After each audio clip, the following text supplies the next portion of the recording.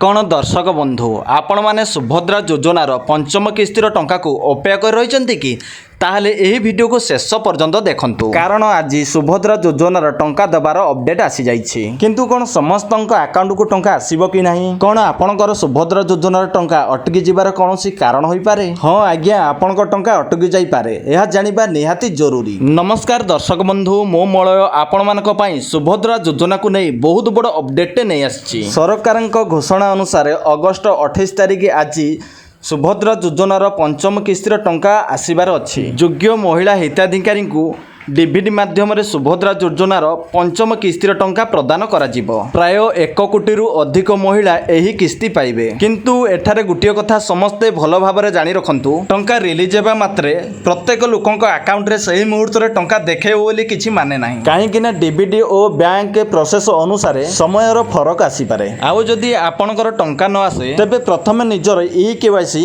आउ आधार सहित bank account link अछि कि नाही एवं एनपीसीआई मैप ठीक अछि कि नाही चेक करंतु बा जांच करंतु। आउ गुटे बड़ खबर होछि जो माने नुआ योग्य हिताधिकारी माने सही हिताधिकारी माने एकाबल को 25,000 टका पाइबा को जाउचंती। ए नै सरकार घोषणा करचंती जो महिला योग्य होई 5टी किस्तिर टका पाइ नांती प्रथम किस्तिर टंका पाइ ना द्वितीय किस्तिर टंका पाइ ना एमिति कि चतुर्थ किस्तिर टंका पाइ नांती सेही महिला एकाबल को 25,000 टका पाइबे 5टी किस्तिर एकाबल को 25,000 टंका पाइबे। ए नै कि हम उपमुख्यमंत्री प्रभाती परिडा घोषणा करिसंती। तो दर्शक बंधु आपनकर सुभद्रा टंका आसीची कि नाही ताहा पई आपनकर बैंक अकाउंट बा डीवीडी स्थिति चेक करंतु। ए खबरटी आपनक घरर परिवार कोनोसी महिलांकर दरकारी होई पारे सेथि पई एही वीडियोटी की शेयर करंतु। आउ जदी आपण माने एही वीडियोटी की प्रथम थर पई ए वीडियो गोटे लाइक आउ गोटे सब्सक्राइब कर दियंतु। हाँ दर्शक बंधु सुभद्रा योजनार एही भली नुआ अपडेट पाई चैनल को सब्सक्राइब कर रखंतु।